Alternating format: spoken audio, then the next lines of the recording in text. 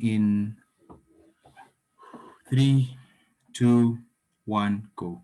Panel, a 6-part model just because people tend to miss this debate. Firstly, who is the actor? The actor is the African Union, and they're using the Peace and Security Council to do this. The Peace and Security Council usually has 3 mechanisms. Firstly, they try de-escalation through negotiation, tactics, and mediation, which they've done in a lot of instances, and it's worked. But then if that doesn't work, they use peacekeeping forces to push them into these places to just protect vulnerable individuals. If that then doesn't work, what they do is then use active insurgency, and they allow their actors or their military to then engage with insurgents. That's how they tend to do it.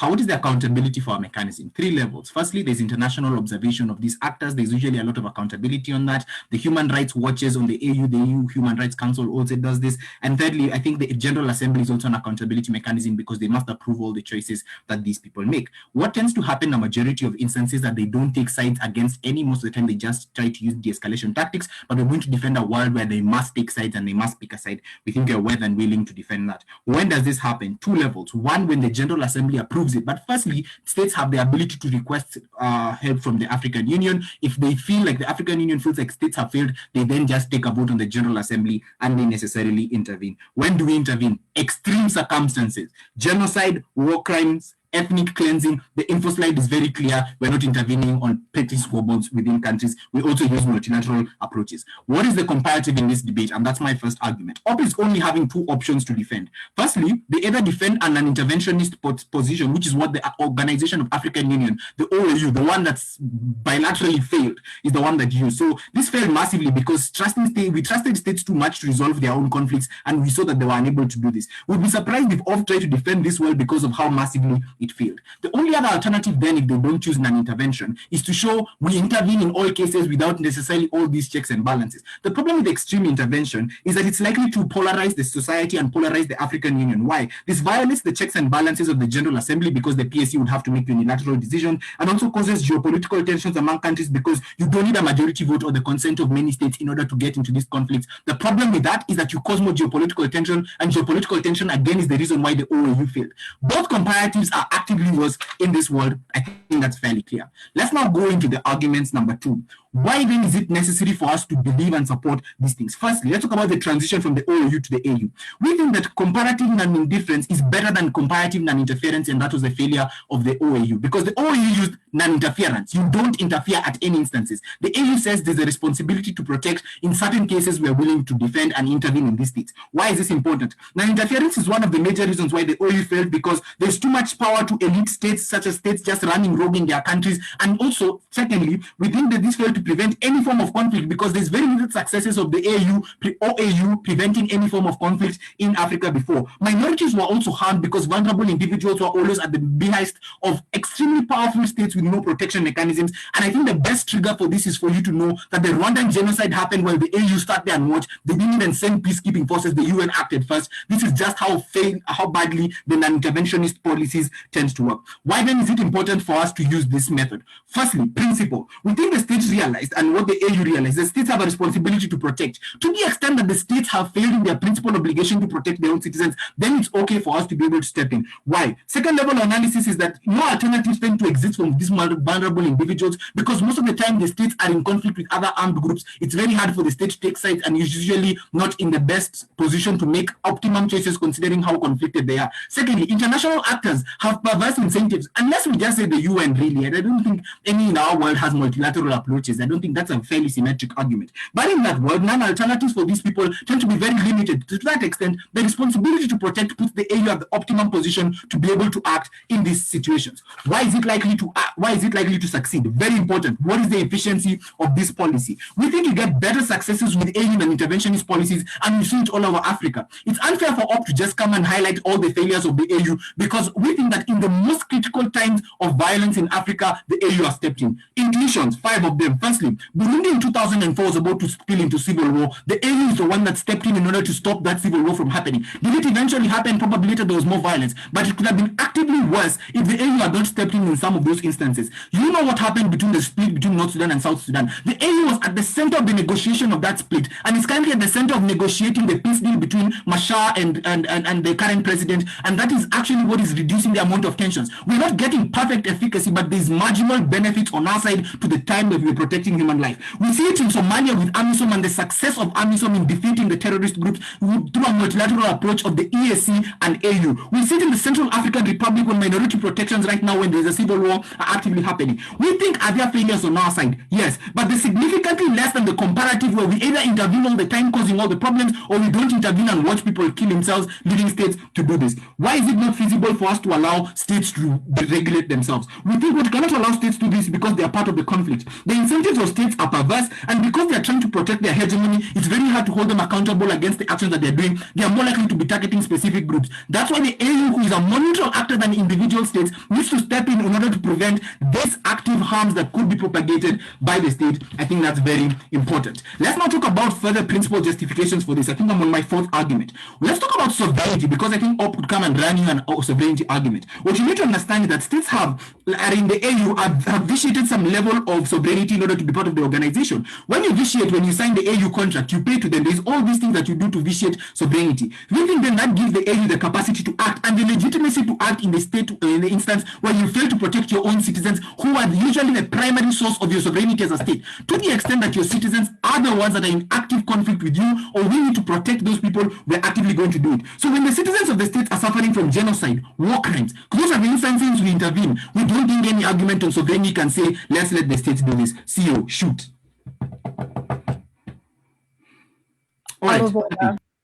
Right, let's talk about how the AU has been effective with this policy. I think I've already given you enough intuitions. Even the 2019 Madagascar de-escalation. Currently in the Tigray region, the AU is at the center of de-escalating the conflict. At least right now, people are not throwing bombs at one another. What is the other principal justification for this? Third-party protections. We need to be protecting innocent civilians. That's why the AU standby army exists. Why can we not have pure intervention? It's illegitimate because we can't allow people to act unilaterally. We need the consent of states, which is why we have all this accountability. That's why in democracy, we don't have everyone just making decisions unilaterally like the most professional people. We still allow people to make decisions. Even if they don't make optimum decisions, those decisions are more legitimate. What are the outcomes? The whole point of this is to have a better peace and security framework for Africa. And this does this because we set up proper framework on three levels. Firstly, we use conflict resolution mechanisms during the war, after the war, in order to de-escalate these conflicts. Two, long-term peace and security zones are set up. Long-term peace and sustainability setups are usually created because what tends to happen is that during these conflicts, the AU is actively trying to de-escalate the situation, but more importantly, if this issue is resolved,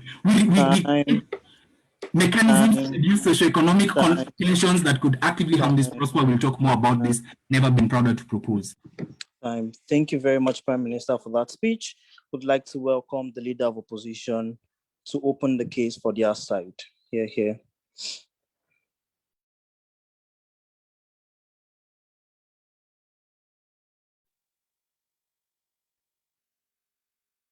Okay.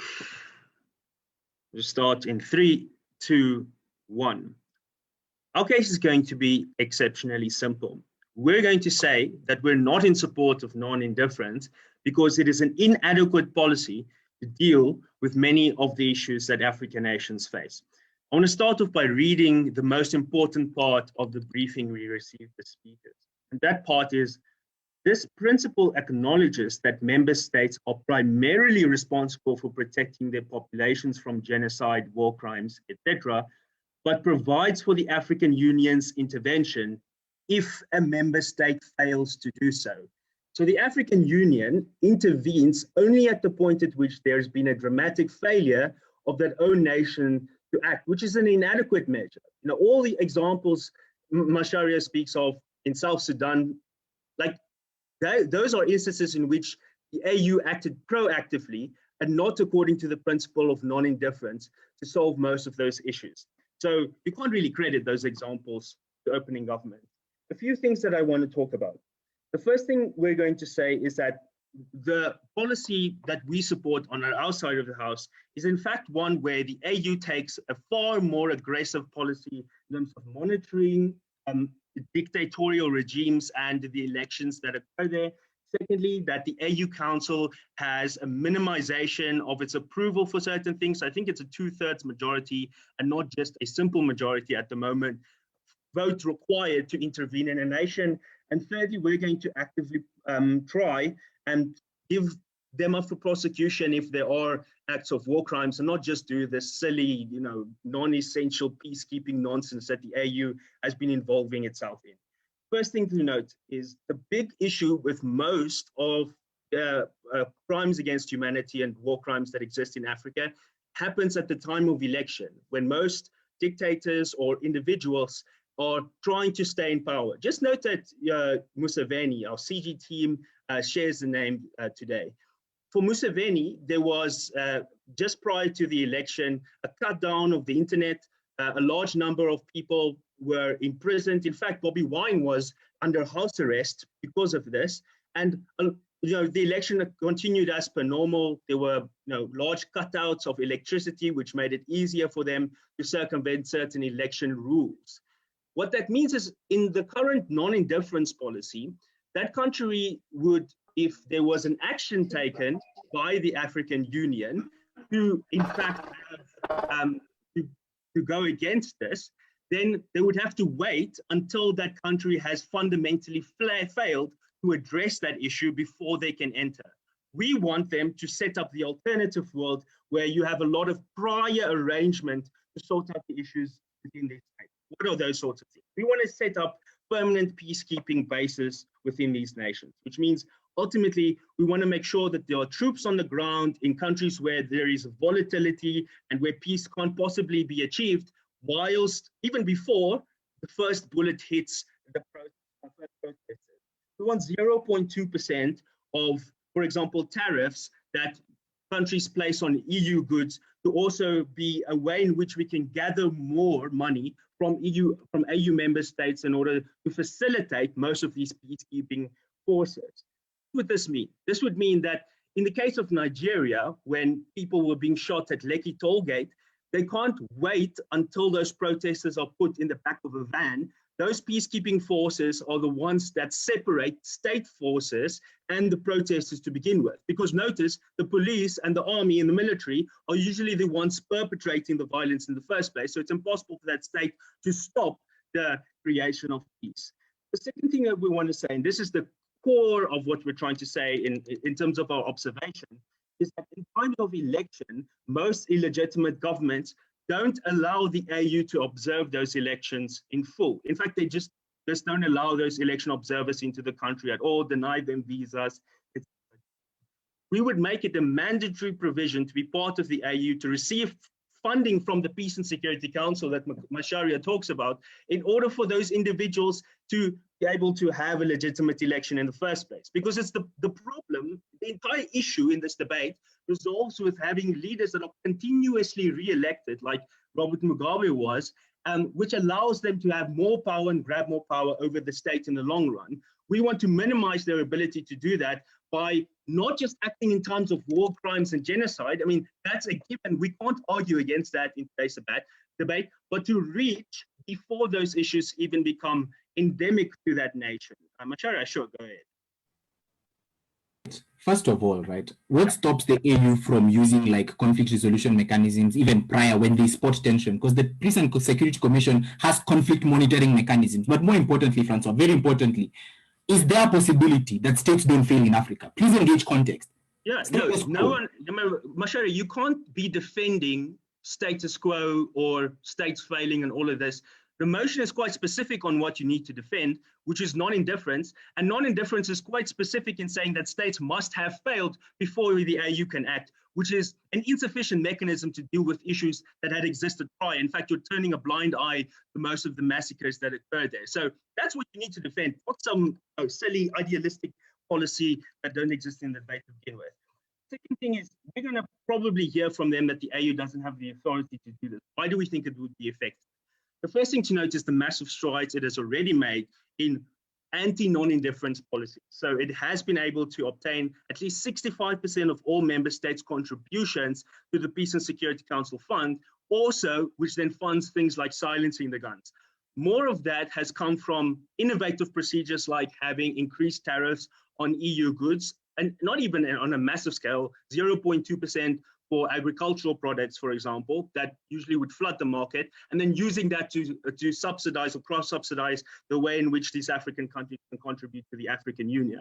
The second is there is a large majority of buy-in from nations surrounding that state to begin with. Because remember, many refugees that go from the DRC because of the civil war that occurs there, go into Rwanda, go into Uganda, and then destabilize further what that country considers to be ethnic conflicts, right? And this is not my own opinion. This is what these countries would, as a whole, regard that to be the case. So in most cases, there is already buy-in from these states to begin with. Finally, we'd say that the African Union has made, in its current form, a massive amount through the AU Council, the ability to prosecute internally and hold these leaders accountable internally. In fact, it is AU prosecutors that were able to be part of the indictment of Dominic Ongwen, one of the head leaders of the Lord's Resistance Army. Very proud to oppose.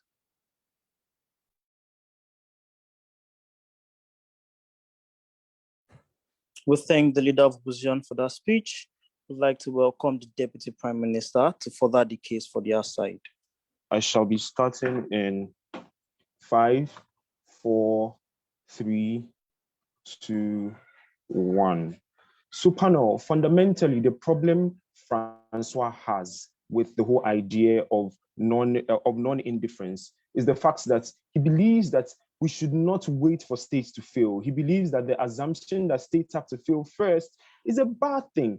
So he thinks that we should already start with an assumption, with a preconceived assumption that states have failed, or states will fail, or states are the enemy.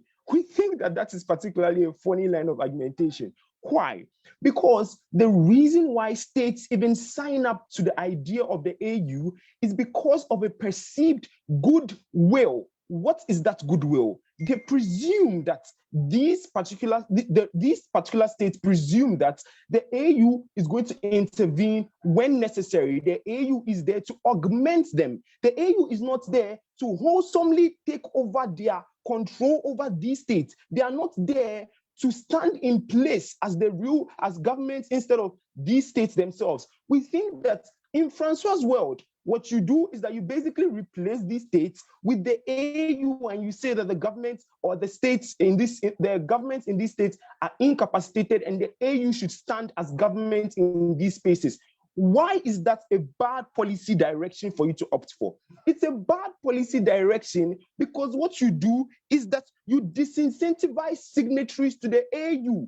Why do we know this is true? We know this is true because states sign up to the AU because they believe that the AU harbors that goodwill. Once you break down that goodwill, what you do is that you create an avenue for states to sign out of the AU and for states to say that no, we'd rather be singular and would rather deal with our own issues. We think that that's a bad thing because in the long run, what that then does, follow my logical chain, Pano, is that it creates an avenue for us to give up on the whole idea of the AU itself because the AU is going to basically have people signing out, etc. But why is it bad for people to opt out of the AU? Because the AU is the singular entity that wholesomely holds the Pan-African dream. We think that to the extent where the AU gets destroyed or particularly breaks down, we give up on every Pan-Africanist agenda or any hopes of regional integration in the African subcontinent. We think that that's a bad thing. But more importantly, Panon, we think we should equally recognize that the geopolitics of every particular space is different. When you say the AU should be in charge of every singular space, what you do is that you create a blanket policy for every single sub-region in Africa. Why is that particularly bad? Because the AU itself cannot know better about Nigeria than the Nigerian government. The AU cannot know better about the tensions in Ghana than the Ghanaian government. You think that on that ground, even on interaction and intervention, the AU should only prove or to only intervene when the government has failed.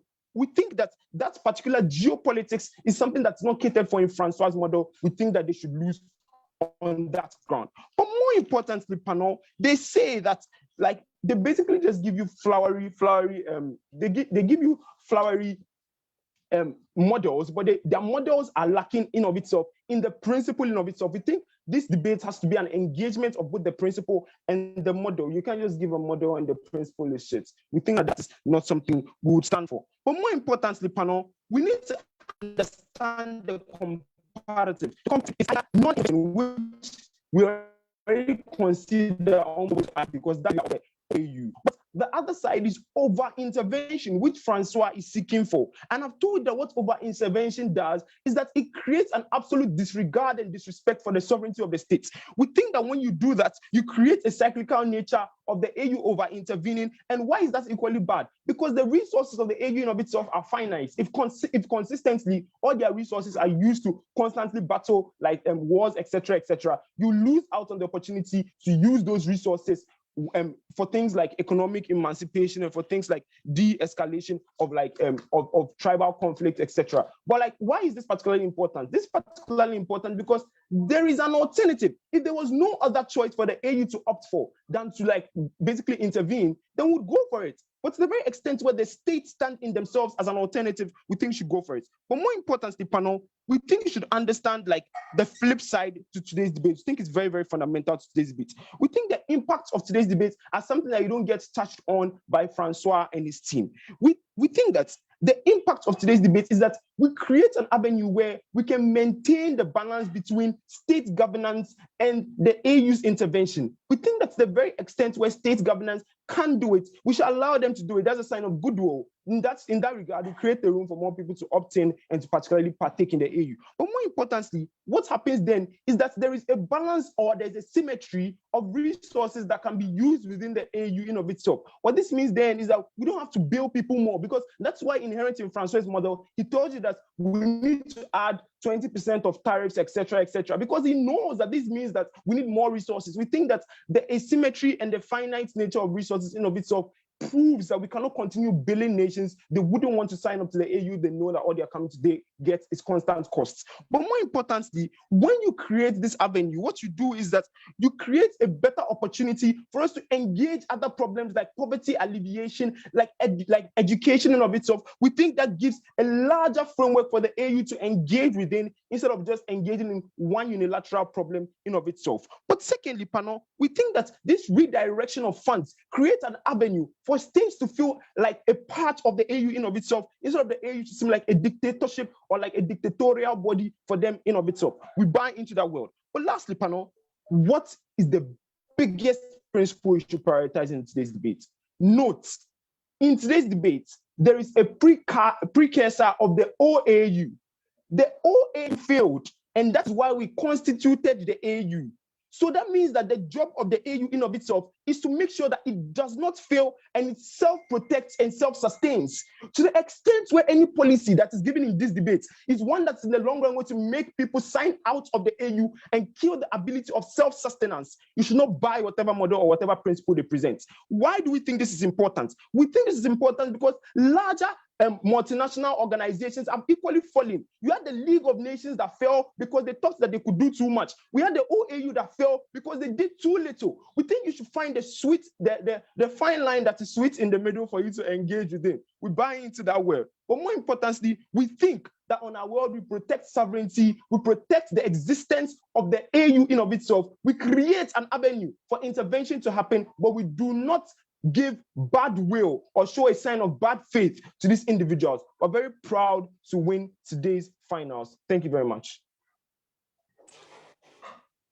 We thank the Deputy Prime Minister for that speech. Would like to welcome the Deputy Leader of Opposition to close the debate in the opening half. Here.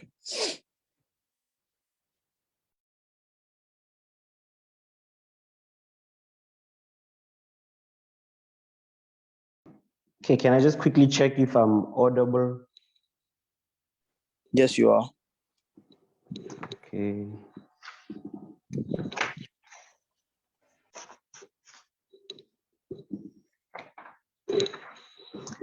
Okay, I'm gonna begin in 5, 4, 3, 2, 1.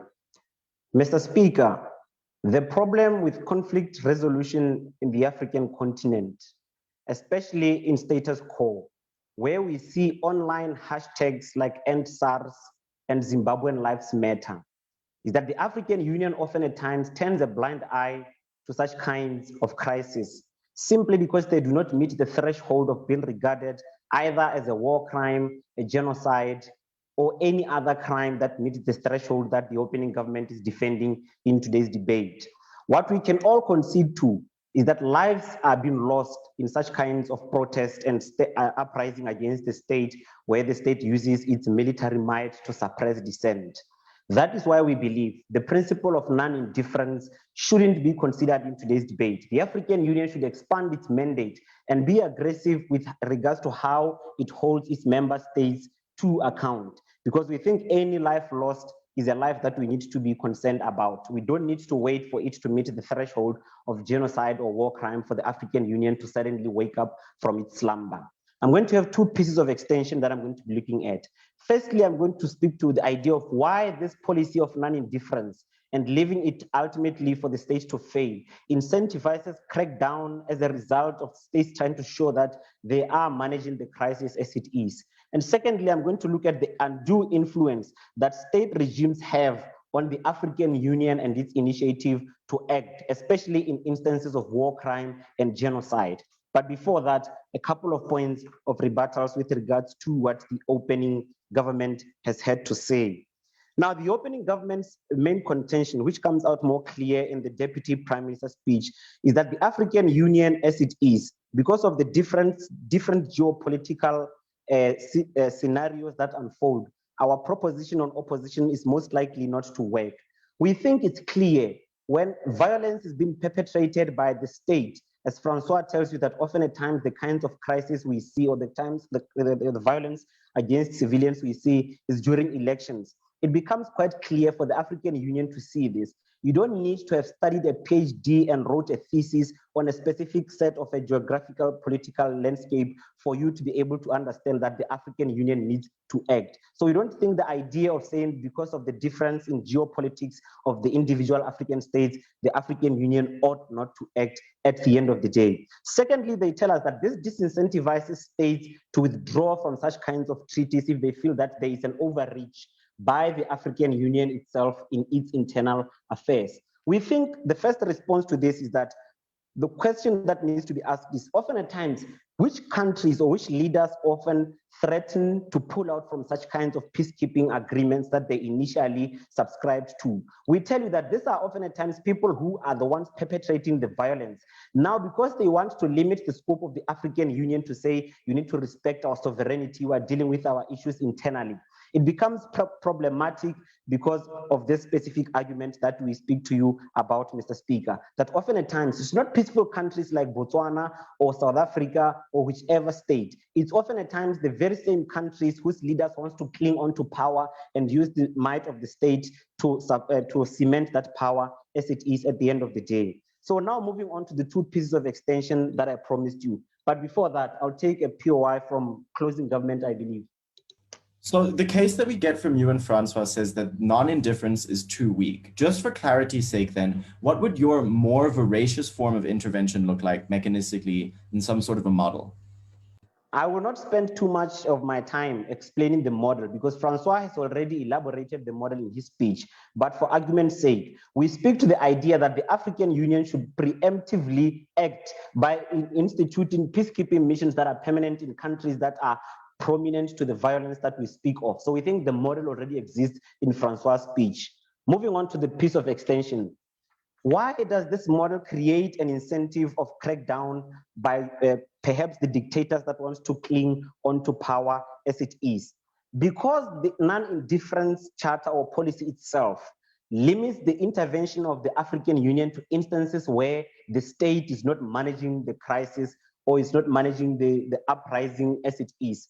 States such as Uganda are able to further perpetuate violence on its own citizens under the cloud that they are cracking down on dissent to ensure that they manage the situation. We point to also to the instance of Nigeria, where we saw live rounds being fired at citizens who were protesting against the ending of SARS as it is. We think the African Union didn't do anything substantive in this regard to act, simply because of the non-indifference policy that states that the African Union can only act if Nigeria is not able to manage the crisis. So the artificial management crisis that we see unfolding is one that further divides states as it is and engulfs them in unending conflict, because countries are able to use the might of the military to suppress any form of dissent that we see unfolding at the end of the day. And also often at times, the kinds of crimes that we speak of in opening opposition that we think the African Union should act and disregard instances of war crimes and crimes against humanity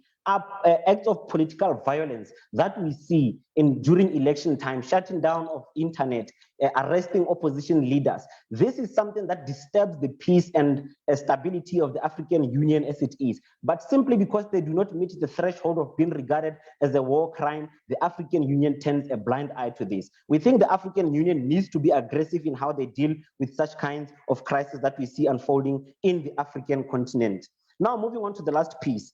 States as they are, or as they are constituted as in status quo, they already have undue influence on the African Union itself and how it can mitigate in instances where violence occurs in this specific state. Because who gets to decide when the African Union intervenes is the head of states themselves, who subscribe to the charter, who meet during these conventions to say we need to act in Zimbabwe. But because of the kinds of tight bonds that exist between the kinds of dictatorships that we speak of, they are often at times reluctant to vote in favor of intervening in these states because they want to protect the regime that is oppressing its citizens, simply because they don't want to be the next victim in line when the African Union decides to act. At the end of the day, what is the key distinction between the two opening teams as it is? We tell you from opening opposition that the principle of non-indifference isn't sufficient for the African, or doesn't provide sufficient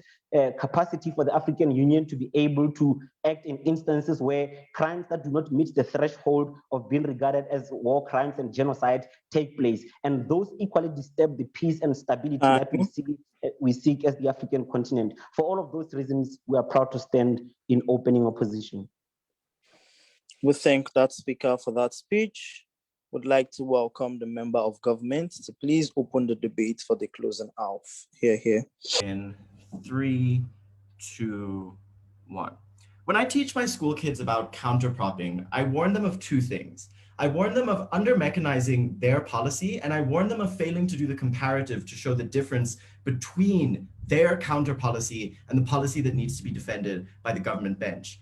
Quite simply, I suggest Boemo and Francois come get taught by me once or twice, because the problem is that they're unable to do the comparative work to show a tangible difference between their approach to the debate and a defense of a policy such as non-indifference. The reason that this is the case is because they tell us that they would intervene in cases preemptively where they know that states are susceptible to some sort of capture by virtue of the fact that there has previously been some level of failure. If that's the case, then that's no different from a non-indifference policy that waits for a state to fail. What would have been required from Francois and Boemo is analysis that says in South Africa, where we've never seen electoral violence, where there has never been that failure in the first place, we would still wish to intervene preemptively. Because that's not the case that they've decided to defend. Their counterprop is a failed example of Goldilocks and the three policies, one that just isn't right. In extension, we're going to do two things. Firstly, we're going to be applying the principle of non-indifference to every nation in Africa. There's been a failure in the opening half, and that they want to focus and select examples where failures have existed. The nuance here is to say that when we discuss about the policies of continental unions, or their principles that they govern themselves by, they are made legitimate and important, not by their implementation on individual bases, but rather by a question of what it means for every single nation within that union. As a result, the unique analysis that you're going to get from me as the member of the government is that this ideal, this principle is so important to the governing of the African Union by virtue of the fact that it ensures the functionality and the legitimacy of the state. In my second level of extension, I'm going to do the work to deal with the comparative between the model that we're getting from the opening opposition, what should be coming from the closing opposition, and why in that comparative still, the case from the closing gov is what wins. So let's jump into that extension. Most of my direct response will be done in my second point of extension. So asking ourselves about the principle and why this principle of non-indifference is something that's so essential to the African Union, it's important to understand the way that it functions when it comes to the legitimacy of the state and governance. Perhaps most importantly, the fact that the African Union as is rightly pointed out by Francois, doesn't force democratization, nor does it actively monitor elections. The reason that it does this is because it recognizes that the context in the history of Africa is one where even the democracies that we consider to be functional are in reality something called a hybrid state or a hybrid regime.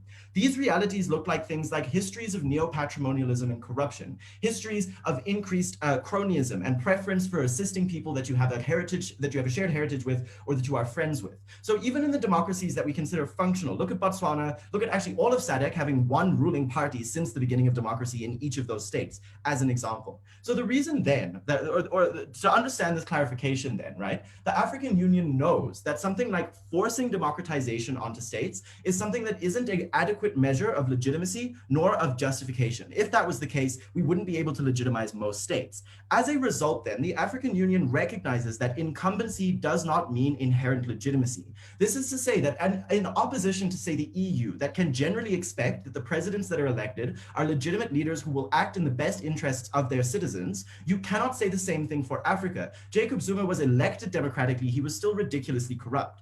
In that case, the African Union decides to move towards non-indifference and taking a stance in instances of failure and conflict in order to then ratify the incumbency of the individual. This is to say that it is the existence of the principle and its mechanistic ability to be implemented that legitimizes a state's existence within the African Union by virtue of the fact that in the case in which they do fail, that they do prove that their state is post-functional, is so undemocratic that we can't intervene, at that point then the state chooses to create a stance, and that non-indifference is particularly important. I understand that this doesn't necessarily clash directly with the opening opposition, but that's because the opening opposition isn't clashing with the debate. I'll get to them in a second. So with us considering then that this is the thing that legitimizes incumbency, and perhaps more importantly, provides the check mechanism that allows us to evaluate democracies in a justified and in an easier manner as the African Union, we then recognize that this is the avenue, the principle through which the African Union is able to evaluate its states. We think in extension that is unbelievably important for the governance of the Union. We think to take that even further then, by virtue of the history that I've already discussed, there is a necessity for some level of mediative intervention that allows for an identification of a failure, the discussion of that failure, and the vote on that favor. Francois tells us that it's a failure that there is a 2/3 majority required. Ask yourself on the counterfactual, if that 2/3 majority isn't required, what happens with the states that they won? So my second level of extension then is to do the comparative between the case that we get from the opening opposition and to show you why, even if in terms of the framing of the debate, because I've already framed it out by telling you that this is less about the mechanistic implementation on a singular example, but rather about how that principle applies universally in every single state. Note that that framing is unique. So even regardless of that, what does the OO fail in doing? Well, the first thing is that they tell us that they need to intervene, and they don't like waiting for a failure to intervene, but then tell us that they're only intervening in states where there is a history of that failure. That in and of itself means that they're conceding that the mechanism is one that recognizes the ability for a state to primarily fail before we intervene. More than that, they ignore the second half of the info slide, which says that people can request intervention even if that active failure hasn't necessarily mandated a discussion within the parliament. More than that, right, they're telling us that people exist in poor faith. DPM tries to run this response, but it doesn't work, because what he says is that there's goodwill, and that as a result, when that goodwill is violated, people leave. No, rather, in extension, we tell you that if you are arguing that these countries are already so malicious and already so repeated in engaging in this sort of harm, if you don't follow a just process that identifies a significant failure, tells them where they failed, and says we now have just cause to intervene, you are more likely to get poor cooperation. As a final level then, we would say that in effect, their model doesn't differ in any way from the status quo or from what we've defending. I've told you that already. Let's, as a final question, ask where this debate lies for the closing opposition. We have a case so far in this debate where the opening opposition wants to run a counter policy that they've under-mechanized. The opening government focuses too much on mechanistic benefit by attempting to prove that in some examples it's been successful. The closing government is the only team that is engaged with how the principle applies to all states, to your Nigeria, your Ghana, your Liberia, and your South Africa. This is particularly important because that's how these decisions are made. I'm very proud to win. Stand with closing gov.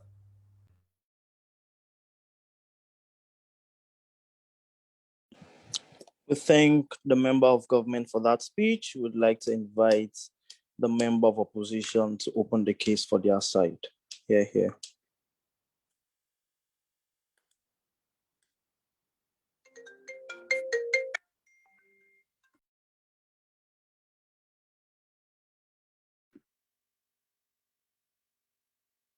Okay, sorry about that. I'm just receiving uncalled for calls. Patong timer. Okay, great. Starting now. Firstly, panel, just on strategic clarity, we concede to and support the accountability measures that exist for the AU as stipulated by opening government. The grounds where we clash on is on the state having the autonomy to be the exclusive primary responder to and mediator of conflicts in the state, right? We think that's primarily where the debate lies, similar very much to opening opposition. What opening government says, especially in response to that primary clash, is that the AU is primarily supposed to be a secondary and auxiliary actor, and to act otherwise is to discourage membership, which destroys the agenda for stability. In this debate, we'll do the following. Firstly, we'll give you the justification for the shift in paradigm, but secondly, we'll show you why, in fact, it is practical and why there's a likelihood of success. With that in mind, the first thing that we honestly need to address is the more or less shift in context and I guess establishing of principles from closing government. Firstly, please don't be moved about what they say about principles. Principles are inherently supposed to be universal. There isn't anything different that they necessarily do or say by stating that. The second thing, when we actually interrogate their principle, is that they say that it's important that we have status quo, or rather have the method of indifference intact, because it can be used as a means to justify failure, or rather it can be a measure of failure such that we therefore have precedent for when the AU ought to begin to operate. Panel, a measure of failure is at best very practical when it comes to establishing bureaucratic methods. We say that the reason why it isn't imperative in this debate is because failure is very evident when violence is exacerbated. We don't need a measure for us to actually define this. We say that, but extensively, what their priority does is that it enables states to not act with urgency, relying on bureaucratic loopholes that enable them to still try to look like a better actor even thereafter, or illegitimize the AU. But most importantly, we would say that it also gives the AU a cop-out reason, because it can say, well, I'm just going to wait because bureaucracy dictates that this isn't the point where I enter, and therefore once bureaucratic procedures make it legitimate, I will opt in. The reason why this is bad is because even if the AU shares the primary goals of stability and ending violence, it means that it doesn't have to bear the accountability or culpability of violence being exacerbated, because it too can also hide behind bureaucratic measures. This is in no way effective for the resolution of violence, which is the better goal in this instance, and not an implementation of bureaucratic measures. With that in mind, please note that my responses will largely just be what's this tied to my extensions, and I'll flag them as I get there. The first thing that we wish to address in this debate is on the principle, right? The justification for the paradigm shift of how we perceive the state as a primary mediator of violence and primary responder. What we say here is that here's the context of African states and how they operate.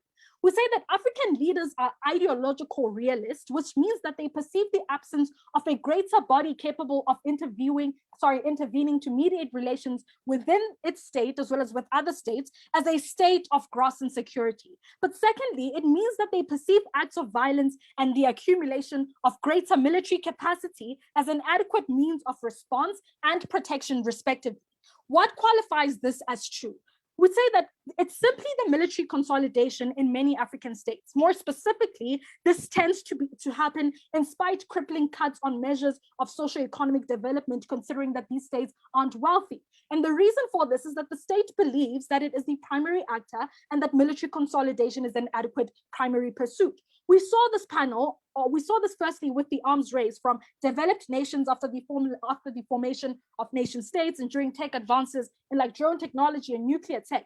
But more importantly, we say that this extended to the new sovereign and formerly colonized states And we say the perception of insecurity has meant that these states are inclined to aggressive measures and an accumulation of military power. We saw this with Gaddafi's administration with the accumulation of nuclear power. We see this with how militaries that instituted coups against which instituted coups were often close beneficiaries of the previous admin, right, in Zimbabwe, in South Sudan. So having qualified this realist nature as true, we say that it's therefore important to note that this state or reality exists in a world where the AU exists where the AU exists because of the AU's policy of non-indifference. This means that the gravity of the AU's presence as an actor capable of mediating violence, especially before it proliferates, is undermined by its indifference policy because insecurity still exists and conflict intensifies before its involvement. Therefore, the conclusion here is that in the context of realist African leaders and states, the policy of indifference undermines the gravity of the AU as a mediator of violence because of the perceived insecurity that enables aggression and violence to persist. So that's the first qualification.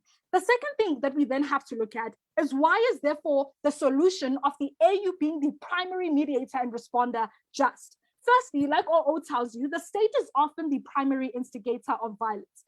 But secondly, we say that in addition, the state is also often an impediment to solutions that are constructive. For example, the Mozambican government decided to cover up the civil war because for some weird reason, they assumed that talking about it and resolving it would make people more angry. And the opposite happened because it is today, as a result of not discussing it, that we see it begin to resurface, right? Another example is like the previous debate, right? Where states don't support citizens who try to lobby resources to fight against terrorist organizations for whatever weird reason. What this means is that the state's officials' interests don't often make it an objective actor, and therefore there's an innate capacity for the state to intensify conflict. The third reason that we give you is that states had the privilege of being the primary mediator and responder, right? This debate is happening at a time where we have seen the policy of indifference manifest. What this therefore means is that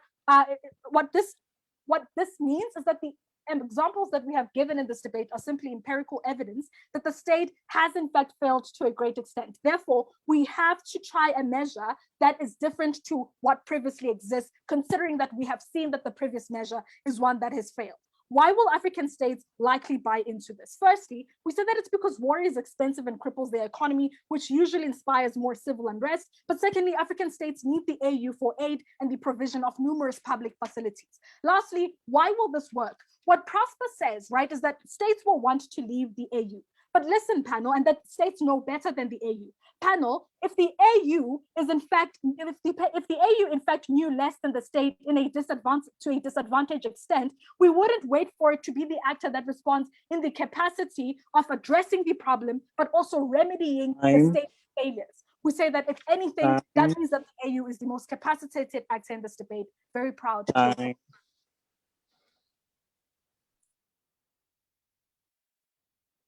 We thank the member of opposition for that speech. Would like to welcome the government whip to please close the debate for the government side. Here. We'll begin in 3, 2, 1.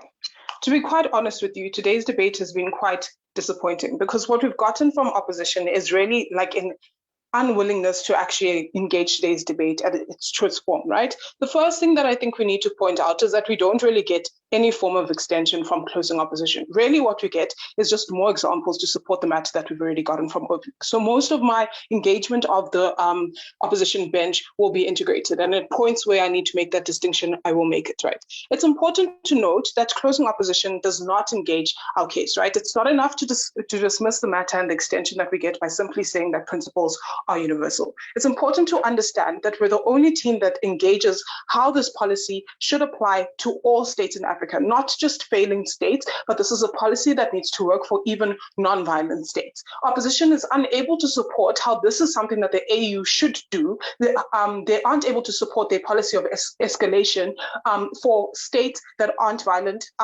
for non-violent states and states that are not like necessarily failing, right? You need to have a way to justify this counter this counter policy that you guys are bringing forth, right? So what is going to happen in my speech? Today, I'm going to be weighing up this debate basically off of two core questions. The first thing, is it necessary for the AU to intervene? So firstly, I'm going to be evaluating the policy of non-indifference, but then secondly, to evaluate this escalation that we're getting from opposition. Then secondly, to speak to whether or not it is legitimate for the AU to intervene in this way. But before that, I think it's important to bring and draw some attention to our to our extension, right? The first thing that we tell you is that this policy needs to apply to all African countries, not specifically, not to just some African countries, because most of the examples that we get from opposition are only in specific cases with this, where they think that escalation would work. Then the biggest qualm or problem is to tell you that the AU isn't intervening enough, right? So they tell you, for example, closing opposition tells you that bureaucracy takes too long. We think that bureaucracy, firstly, is not removed if we escalate the policy, even if OO wants to have a simple majority in order for the AU to intervene, bureaucracy still exists in that world, right? So we aren't getting any kind of formal change in terms of this escalation policy that you're presenting. But beyond this, we think that it was important for opposition to bring to firstly show that it is legitimate for there to be some form of escalation. Because what we tell you from our side uniquely is that the African Union doesn't have the ability or doesn't have the role to force democracies, right? They don't intervene in elections. It's not their role to do that. But beyond that, we tell you that incumbency doesn't mean that like government are going to be good, right? So it's important for us to interrogate and understand all of that matter that simply goes unanswered by the closing opposition. But beyond this, we tell you that it is necessary for mediative intervention to exist, right? And beyond that, we think it's important for opposition to know, for the panel to note the fact that opposition didn't look at the fact that there are instances where the state can request intervention from the AU, right? It's not enough for them to argue that all these states are extremely terrible and therefore the AU should just override all policies. It's extremely important to note that these policies and bureaucracy and the requirements for intervention exist because the AU still needs to respect the sovereignty of these African countries, right? At the point where we understand that when our opening tells you the fact that the African Union is actually going to lose buy-in from other from its member states if they're going to, because this policy would be encroaching on their sovereignty, right? It's important to understand that, right? We think that opposition is unable to justify their shift. Right, but now let's move on to looking specifically to the issues that we present in today's debate. But before we go on to that, I think it's important to note that most of the speeches of OG is spent explaining the fact that non-interventionist policies don't work and the fact that there is a specific responsibility to protect, right? But the qualification of what this means and how it works in terms of principles only comes from our side, right? And it's important to note that a state just cannot regulate itself, right? Because they would want to protect their own hegemony, right?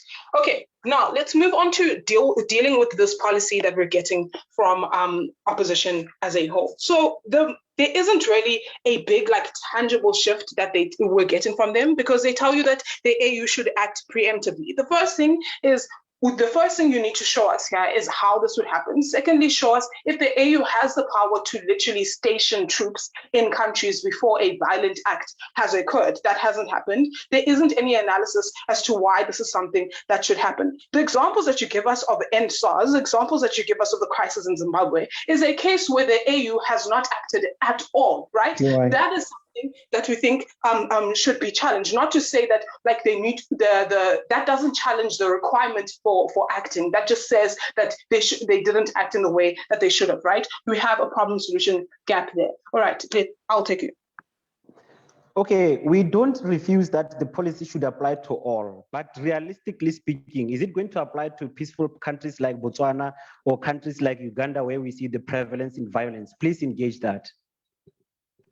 All right, that's great. But also, like, Botswana is peaceful at the moment. It doesn't mean that it's going to be peaceful forever. But it's also important to understand that we're debating the principle here of whether or not the AU should do this, not in terms of like the implementation of this principle. And because in that case, we're literally just going to be debating specifics of particular countries, which just doesn't. The reason why you want to do that is because you're unable to defend your principle of escalation. You aren't able to show why there is a need for that form of escalation. We tell you that the policy of non-interference or non-indifference rather is good enough as it stands, right? Then we need to look at this idea that we're getting from opposition, the idea of the fact that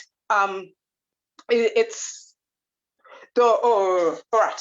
So now we need to look at the fact that they tell you that this policy actually undermines the AU's ability to intervene. This is specific from closing opposition. Firstly, we tell you that there is no undermining of the AU's ability to intervene. Literally, the policy requires them to intervene and to act, right? It's important for these levels to exist because we also don't want the AU to have complete control over these African countries, right? It's important for African states themselves to have their own sovereignty, to have a monopoly on violence, to have control over what happens in their own countries. The role of the AU is to act as an overarching body to intervene in the cases when the state has failed to do this, not to replace the state and governance itself. You needed to defend why this is something that we would want to happen. You're unable to do that. The reason why we're the only team that can stand in today's debate is because we understand, firstly, the role of the AU. We understand why intervention should occur and why it's so important to have those levels and that we can't just escalate because it sounds cool.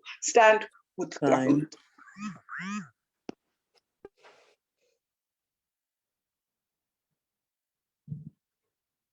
We thank the government whip for that speech. Would like to welcome the opposition whip to please close the debate for the House. Here. Starting in 3, 2, 1.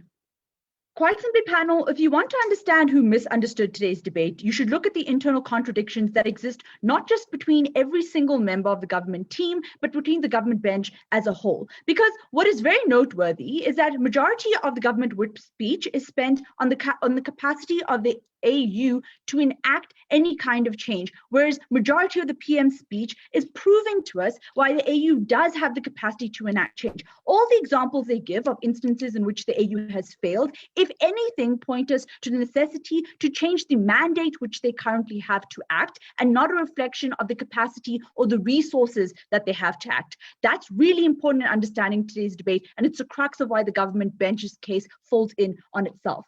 Two things I'm going to do in today's debate. I'm going to firstly deal with some extraneous rebuttal, and I'm then going to do some comparative weigh-ups, showing you why the extension that is brought by the closing opposition is the most important thing in analyzing the central questions in today's debate.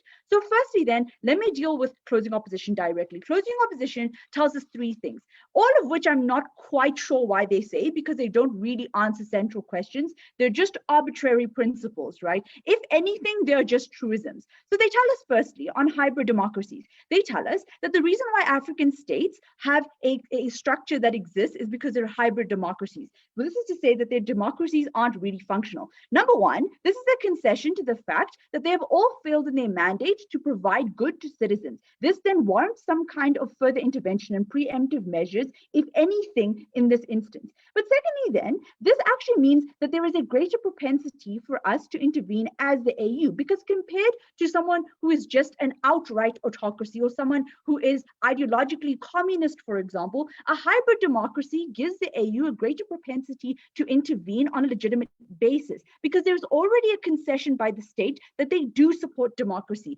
If anything, the rejection of this intervention would come at the concession that they aren't doing a good job at protecting their democracy, because they're unlikely to outwardly admit that. It is likely that they would accept the AU's terms, because again, they also get their legitimacy by creating some kind of tokenistic value of democracy, even in instances where they don't uphold this. This is why a hybrid democracy is actually the classic instance in which we should intervene. They tell us this is the thing across the entire continent. They then tell us that we need to have a policy that is specific to every actor in the continent, because hybrid democracies is generally the actor. We're fine with this intervention. But secondly, why are they likely to buy in? This then deals extensively with the arguments we get primarily from DPM about how these countries are likely to opt out. This isn't necessarily true, right? For a couple of reasons. Number one, because they still get multiple benefits from the AU. Things like education, things like aid, all the great things that all of the government bench already talks about, right? When they talk about the opportunity cost and how the AU should focus on other things. The AU does focus on other things. However, what's important is that it protects that investment by ensuring that institutions are in place.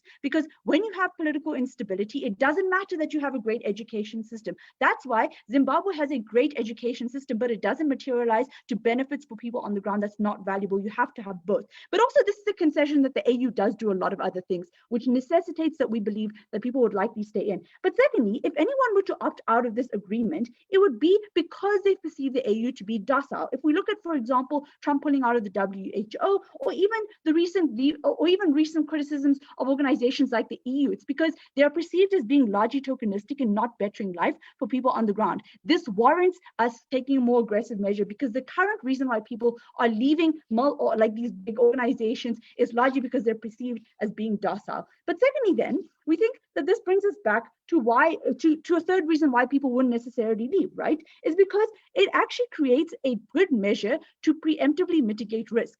There is more economic benefits to African leaders making the concession to opt in and potentially forego sovereignty if it means that our neighbors and ourselves are guaranteed greater political stability. The reason why African economies often suffer is because they're perceived to have large amounts of risk attached to them by virtue of the fact that there's a limitation of accountability. The reason why African leaders are likely to buy into this is because even if I'm a bad leader, the fact that my neighbors and the people who I primarily trade with are less likely to incur political instability means that all of my economic transactions are further secured. But thirdly, the reason that Lindo told you, right? The reason is that this isn't just a debate about should the African Union intervene or not. This is about should they be the primary actor of intervention as opposed to the secondary actor. So I think the way we separate ourselves from our opening is our opening spends a lot of time talking about being preemptive measure. However, what we show you is that the AU being the primary measure in instances where these people are generally ideological realists who militarize as a way of protection because they perceive themselves under constant threat and perceive themselves as the primary actor to mitigate that threat, means that they spend large amounts on the military, even where that's completely unjustified. Now African leaders are free to spend on other things like education and focus on other things because they know that there is an actor who looks out for the stability of their region. Sure, I will take opening government. So the way you intervene in NSARS is to go to war with the Nigerian government. The way you intervene in Madagascar is to go against the Madagascan government. You can't just say aggressive without showing how it's going to work. And you're not engaging our sovereignty analysis on how the state has primary sovereignty because citizens have voted them in. Anyone has secondary sovereignty. I said that. Okay, lovely. Okay, on that. So number one, even in your world, you have to concede to the efficacy of the AU, which you spent like literally 2 minutes talking about. So if your analysis is that we have to go to war with people and this is bad, that is an outcome that happens on your side. Number two, we actually mitigate wars because we actually stop them where they are merely violent as opposed to institutionalized and entrenched wars. An example of this is if you look at a country like the United States, it spends a lot of money on its criminal justice system, on things like monitoring, on a lot of other things that preemptively stop wars, as opposed, but it spends significantly more on its military, right? This is to say, if the comparative is spending on a war eventually sometimes and always spending on measures that mitigate a war, that is actually cheaper even where it is enacted in all countries as opposed to some countries. But lastly then, we don't think that that's necessarily the outcome, right? Because what you need to understand is that the instance in which we're intervening is at a primary level. So the argument comes out from the government bench is like, well, people can always report those governments, right? This is the third thing that the closing government talks about. The problem with this is reporting a government requires that you have some kind of institution that actually recognizes this call, because this is different to just me sitting in South Africa and calling on the AU to intervene in South Africa, right? There actually has to be some institutionalization of that. In these countries, there is a breakdown of institutions because of the analysis of hybrid democracies that we get, but also in extreme instances of full-blown war or civil conflict or gross human rights violations because of things like stifling opposition or because of things like not having democratic structures in place. All of those things go away. What is the most important thing is what Lindo tells you is that we need to understand